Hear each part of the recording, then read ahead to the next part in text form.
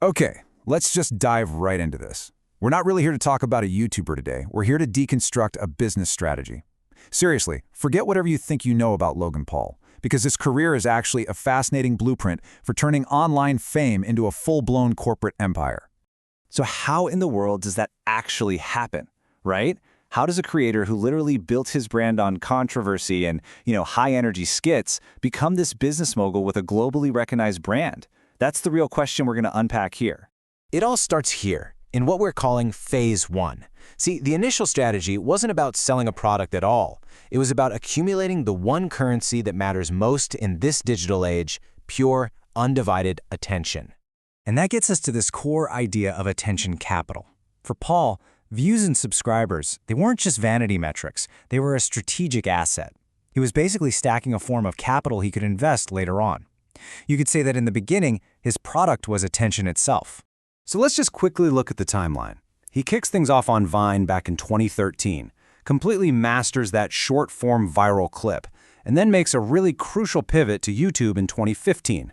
And there, he just doubles down on a brand of risk-taking, which of course led directly to the crisis of 2017, a moment that, for anyone else, probably would have ended their career. And the fallout was severe. Sponsorships just vanished overnight. YouTube cut off his ad revenue, and public opinion turned on him hard. I mean, most creators would have just collapsed under that kind of pressure. But for this blueprint, the crisis wasn't the end. It was the catalyst. It forced a complete reinvention. Which brings us to Phase 2. And this is just a masterclass in strategic repositioning. With his back completely against the wall, he didn't just apologize and hide. No, he fundamentally changed the entire game he was playing. So what was his move? Boxing. Yeah, boxing. In 2018, he steps into the ring against another creator, KSI, and then later, somehow, against Floyd Mayweather. Now, these weren't just stunts. These were incredibly calculated business decisions that generated massive pay-per-view money and, maybe more importantly, a whole new kind of public visibility.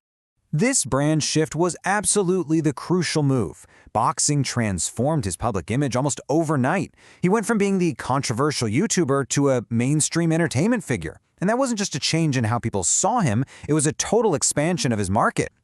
And the business impact? Well, it was immediate. By moving into the mainstream, he basically opened the door to entirely new, much more lucrative ways to make money. All of a sudden, he could appeal to a way broader audience and attract bigger, more stable brand partners. Okay, so this all builds to Phase 3, the ownership endgame. This is where all that attention capital and his new mainstream image finally get converted into something tangible, something scalable, a real asset. And that asset is Prime Hydration. In 2022, in just a brilliant move, he partners with his former boxing rival, KSI. Now, this wasn't just another t-shirt with his face on it. This was the launch of a full-fledged consumer product brand, aimed at competing with the absolute giants of the beverage industry. The success formula for Prime was just a masterclass in modern marketing. I mean, they used their combined massive social media reach as a launchpad, they created this insane viral hype with limited supply drops, and they aggressively went after global retail deals. It was the perfect storm of influencer power and really smart business tactics. And the result? Prime didn't just become a YouTuber product. No, it became a legitimate global beverage brand.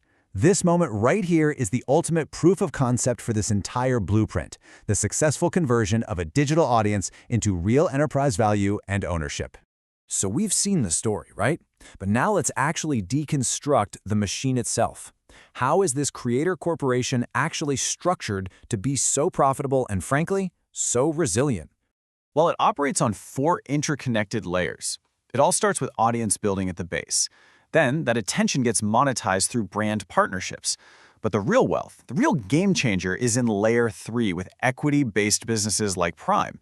And finally, Layer 4, entertainment expansion, keeps him in the mainstream and feeds it right back into the top of the funnel. It's this diversified, self-reinforcing system. It's pretty incredible.